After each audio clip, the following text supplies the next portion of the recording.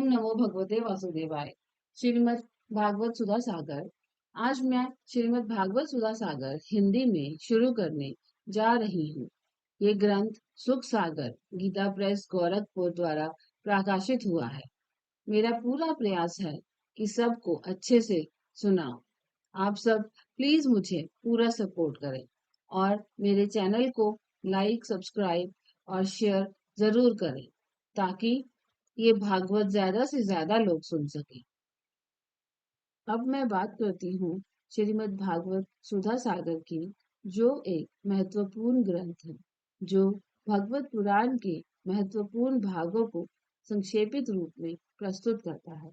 इस ग्रंथ में भगवान श्री कृष्ण की लीलाएं, उपदेश, भक्ति और धार्मिक ज्ञान का विवरण है। इस ग्रंथ का पठन करने से आपको धार्मिक ज्ञान में वृद्धि होगी और आप भगवान के भक्ति में और भी अधिक लीन होंगे। इस भागवत में 18,000 श्लोक है, 335 अध्याय हैं तथा 12 स्कंद हैं। इसके विभिन्न स्कंदों में विष्णु के लीलावतारों का वर्णन बड़ी सुकुमार भाषा में किया गया है, परंतु भगवान श्री कृष्ण की ललित लीलाओं का विशद विवरण प्रस्तुत करने वाला दशम स्कंद भागवत का हृदय है। चलिए, तो अब हम शुरुआत करते हैं श्रीमद् भागवत महात्म्य का पहला अध्याय। देवर्षि नारद जी की भक्ति से भेंट। सच्चिदानंद स्वरूप भगवान श्री कृष्ण को हम नमस्कार करते हैं, जो जगत की उत्पत्ति, स्थिति और विनाश के हेतु तथा आध्यात्मिक, आदि देविक और आदि भौतिक तीनों प्रकार के तापों का नाश करने वाला है। जिस समय श्री सुखदेव जी का यज्ञोपवीत संस्कार भी नहीं हुआ था तथा लौकिक वैदिक कर्मों के अनुष्ठान का अवसर भी नहीं आया था, तभी उन्हें अकेले ही संन्यास लेने के लिए घर से जाते देखकर उनके पिता व्यास जी विरह से कातर होकर पुकारने लगे, बेटा बेटा, तुम कहाँ जा रहे हो? उस समय वृक्षों ने तन्मय होने के कारण श्री सुखदेव जी की ओर से उत्तर दिया था। ऐसे सर्वभूत हृदय स्वरूप श्री सुखदेव मुनि को मैं नमस्कार करता हूँ। एक बार भगवत कृथा मृत का रसास्वादन करने में कुशल मुनिवर शौनक जी ने नैमी शान्य क्षेत्र में विराजमान महामती सूत जी को नमस्कार करके उनसे पूछा। शौनक जी बोले, सूत जी, आपका ज्ञान अज्ञान कार को नष्ट करने के लिए करोड़ों सूर्यों के समान है। आप हमारे कानों के लिए रसायन अमृत स्वरूप सार गर्भित कथा कहिए। भक्ति ज्ञान और वैराग्य से प्राप्त होने वाले महान विवेक की वृद्धि किस प्रकार होती है तथा वैष्णव लोग किस तरह इस माया मोह से अपना पीछा छुड़ाते हैं। इस घोर कली काल में जीव प्राय आसुरी स्वभाव के हो गए हैं। विविध कलेशों से आक्रांत इन जीवों को शुद्ध बनाने का सर्वश्रेष्ठ उपाय क्या है? सूत जी, आप हमें कोई ऐसा शाश्वत साधन बताइए जो सबसे अधिक कल्याणकारी तथा पवित्र करने वालों में भी पवित्र हो तथा जो भगवान श्री कृष्ण की प्राप्ति करा दे। चिंतामणि केवल लौकिक सुख दे सकती है और कल्प वृक्ष अधिक से अधिक स्वर्गीय संपत्ति दे सकता है, परंतु गुरुदेव प्रसन्न होकर भगवान योगी दुर्लभ नित्य वैकुंठ धाम दे देते हैं। सूची ने कहा, शौनक जी, तुम्हारे हृदय में भगवान का प्रेम है, इसलिए मैं विचार कर तुम्हें संपूर्ण सिद्धांतों का निष्कर्ष सुनाता हूँ, जो जन्म मृत्यु के भय का नाश कर देता है, जो भक्ति के प्रवाह को बढ़ाता है और भगवान श्री कृष्ण की प्रसन्नता का कारण है। मैं तुम्हें वह साधन बतलाता हूँ, उसे सावधान होकर सुनो। श्री सुखदेव जी ने कलयुग में जीवों के काल रूपी सर्प के मुख का ग्रास होने के त्रास का आत्यंतिक नाश करने के लिए श्रीमद् भागवत शास्त्र का प्रवचन किया है। मन की शुद्धि के लिए इससे बढ़कर कोई साधन नहीं है। जब मनुष्य के जन्म जन्मांतर का पुण्य उदय होता है, तभी उसे इस भागवत शास्त्र की प्राप्ति होती है। जब सुखदेव जी राजा परीक्षित को ये कथा सुनाने के लिए सभा में विराजमान हुए, तब देवलोक उनके पास अमृत का कलश लेकर आए। देवता अपना काम बनाने में बड़े कुशल होते हैं, अतः यहाँ भी सबने सुखदेव मुनि को नमस्कार करके कहा, आप ये अमृत लेकर बदले में हमें कथामृत का दान दीजिए। इस प्रकार परस्पर विनिमय हो जाने पर राजा परीक्षित अमृत का पान करें और हम सब श्रीमद् भागवत स्वरूप का अमृत का पान करेंगे। इस संसार में कहाँ कांच और कहाँ महामूल्य मणि तथा कहाँ सुधा और कहाँ कथा। श्री सुखदेव जी ने उस समय देवताओं की हंसी उड़ा दी। उन्हें भक्ति शून्य जानकर कथामृत का दान नहीं किया। इस प्रकार यह श्रीमद् भागवत की कथा देवताओं को भी दुर्लभ है। पूर्व काल में श्रीमद् भागवत के श्रवण से ही राजा परीक्षित की मुक्ति देखकर ब्रह्मा जी को भी बड़ा आश्चर्य हुआ था। उन्होंने सत्यलोक में तराजू बांधकर सब साधनों को तोला। अन्य सभी साधन तोल में हल्के पड़ गए। अपने महत्व के कारण भगवान ही सबसे भारी रहा। यह देखकर सभी ऋषियों को बड़ा विस्मय हुआ। उन्होंने कलयुग में इस भगवद रूप भागवत शास्त्र को ही पढ़ने सुनने से तत्काल मोक्ष देने वाला निश्चय किया। सप्ताह विधि से श्रवण करने पर यह निश्चय भक्ति प्रदान करता है। पूर्व काल में इसे दयापरायण सनकादि ने देवऋषि नारद को सुनाया था। यद्यपि देवऋषि ने पहले ब्रह्मा जी के मुख से इसे श्रवण कर लिया था, तथापि सप्ताह श्रवण की विधि तो उन्हें सनकादि ने ही बताई थी। शौनक जी बोले, संसार की प्रपंच से मुक्त एवं विचरणशील नारद जी का सनकादि के साथ संयोग कहाँ हुआ और विधि विधान के श्रवण में उनकी प्रीति कैसे हुई। सूत जी ने कहा, अब मैं तुम्हें वह भक्तिपूर्ण कथा नक सुनाता हूँ जो श्री सुखदेव जी ने मुझे अपना अनन्य शिष्य जानकर एकांत में सुनाया था। एक दिन विष्णु विशालापुरी में वह चारों निर्मल ऋषि सत्संग के लिए आए। वहां उन्होंने नारद जी को देखा। सनकादि ने पूछा, ब्राह्मण, आपका मुख उदास क्यों हो रहा है? आप चिंतातुर कैसे हैं? इतनी जल्दी जल्दी आप कहाँ जा रहे हैं और आपका आगमन कहाँ से हो रहा है? इस समय तो आप उस पुरुष के समान व्याकुल जान पड़ते हैं जिसका सारा धन लूट गया हो। आप जैसे आसक्ति रहित पुरुषों के लिए यह उचित नहीं है। इसका कारण बताइए। नारद जी ने कहा, मैं सर्वोत्तम लोक समझकर पृथ्वी में आया था। यहाँ पुष्कर, प्रयाग, काशी, गोदावरी, हरिद्वार, कुरुक्षेत्र, श्रीरंग और सेतुबंध आदि कई तीर्थों में मैं इधर उधर विचरता रहा, किंतु मुझे कहीं भी मन को संतोष देने वाली शांति नहीं मिली। इस समय अधर्म के सहायक कलयुग ने सारी पृथ्वी को पीड़ित कर रखा है। अब यहाँ सत्य, तप, शौच, दया, दान आदि कुछ भी नहीं है। बेचारे जीव केवल अपना पेट पालने में लगे हुए हैं। वह असत्यभाषी, आलसी, मंदबुद्धि, भाग्यहीन, उपद्रवग्रस्त हो गए हैं। जो साधु संत कहे जाते हैं, वह पूरे पाखंडी हो गए हैं। देखने में तो वह विरक्त हैं, किंतु स्त्री धन आदि सभी का परिग्रह करते हैं। घरों में स्त्रियों का राज्य है। साले सलाहकार बने हुए हैं। लोभ से लोग कन्या विक्रय करते हैं और स्त्री पुरुषों में कलह मचा रहता है। महात्माओं के आश्रम, तीर्थ और नदियों पर यवनों अधिकार हो गया है। उन दुष्टों ने बहुत से देवालय भी नष्ट कर दिए हैं। इस समय यहाँ न कोई योगी है, न सिद्ध है, न ज्ञानी है और न सत्कर्म करने वाला ही है।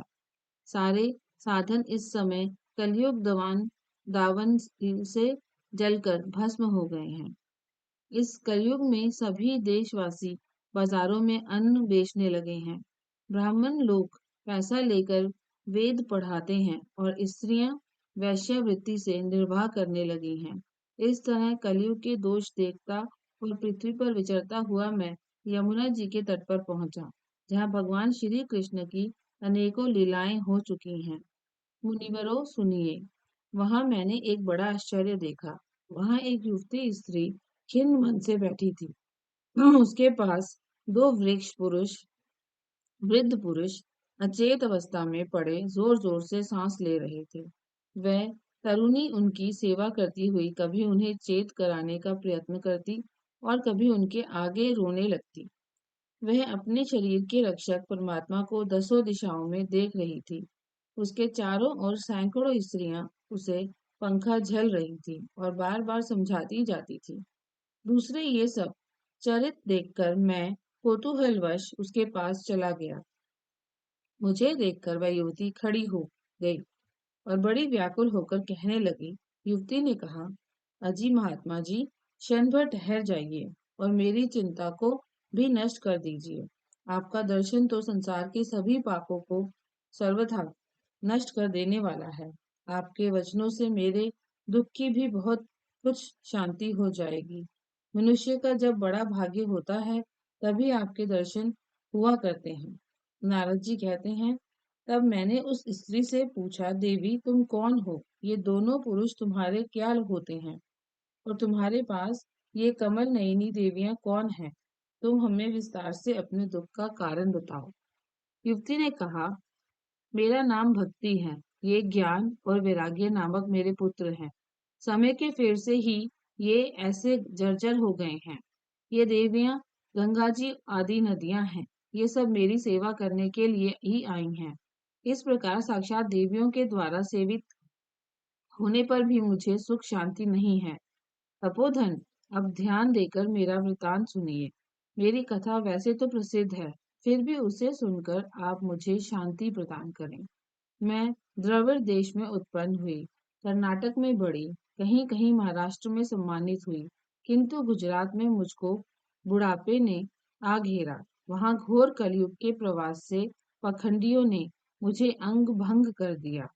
चिरकाल तक ये अवस्था रहने के कारण मैं अपने पुत्रों के साथ दुर्बल और निस्तेज हो गई।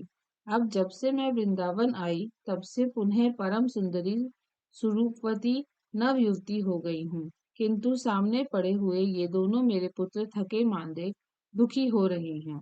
अब मैं ये स्थान छोड़कर अत्यंत अन्यत्र जाना चाहती हूँ। ये दोनों बूढ़े हो गए हैं।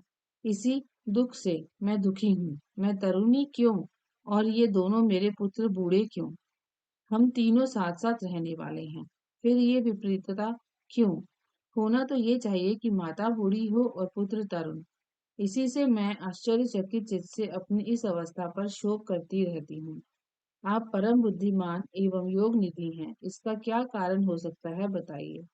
नारद जी ने कहा, साध्वी, मैं अपने हृदय में ज्ञान दृष्टि से तुम्हारे संपूर्ण दुख का कारण देखता हूँ। तुम्हें विषाद नहीं करना चाहिए। श्री हरि तुम्हारा कल्याण करेंगे। सूत जी कहते हैं, मुनिवर नारद जी ने एक क्षण में ही उसका कारण जानकर कहा। नारद जी ने कहा, देवी सावधान होकर सुनो। ये दारुण कलयुग है। इसी से हम सब सदाचार, योग मार्ग और तप आदि सभी लुप्त हो गए हैं। लोग शठता और दुष्कर्म में लगकर अघासुर बन रहे हैं। संसार में जहाँ देखो वहीं सत्पुरुष दुख से मिलान है और दुष्ट सुखी हो रहे हैं। इस समय जिस बुद्धिमान पुरुष का धैर्य बना रहे, वही बड़ा ज्ञानी या पंडित है। पृथ्वी क्रमश प्रतिवर्ष शेष जी के लिए भार रूप होती जा रही है। अब ये छूने योग्य तो क्या, देखने योग्य भी नहीं रह गई है और ना इसमें कहीं मंगल ही दिखाई देता है। अब किसी को पुत्रों के साथ तुम्हारा दर्शन भी नहीं होता। विषयानुराग के कारण अंधे बने हुए जीवों से उपशित होकर तुम जर्जर हो रही थी। वृंदावन के संयोग से तुम फिर नवीन तरुणी हो गई हो। अतः यह वृंदावन धाम धन्य है, जहाँ भक्ति सर्वत्र नृत्य कर रही है। परंतु तुम्हारे इन दोनों पुत्रों का यहाँ कोई ग्राहक नहीं है, इसलिए इनका बुढ़ापा नहीं छूट रहा है। यहाँ इनको कुछ आत्म सुख की प्राप्ति होने के कारण ये सोते से जान पड़ते हैं। भक्ति ने कहा, राजा परीक्षित ने इस पापी कलयुग को क्यों रहने दिया? इसके आते ही सब वस्तुओं का सार न जाने कहाँ चला गया। करुणामय श्री हरि से भी ये अधर्म कैसे देखा जाता है। मुने, मेरा ये संदेह दूर कीजिए। आपके वचनों से मुझे बड़ी शांति मिली है। नारद जी ने कहा, बाले, यदि तुमने पूछा है तो प्रेम से सुनो। कल्याणी, मैं तुम्हें सब बताऊंगा और तुम्हारा दुख दूर हो जाएगा। जिस दिन भगवान श्री कृष्ण इस भूलोक को छोड़कर अपने परम धाम को पधारे, उसी दिन से यहाँ संपूर्ण साधनों में बाधा डालने वाला कलयुग आ गया। दिग्विजय के समय राजा परीक्षित की दृष्टि पड़ने पर कलयुग दीन के समान उनकी शरण में आया।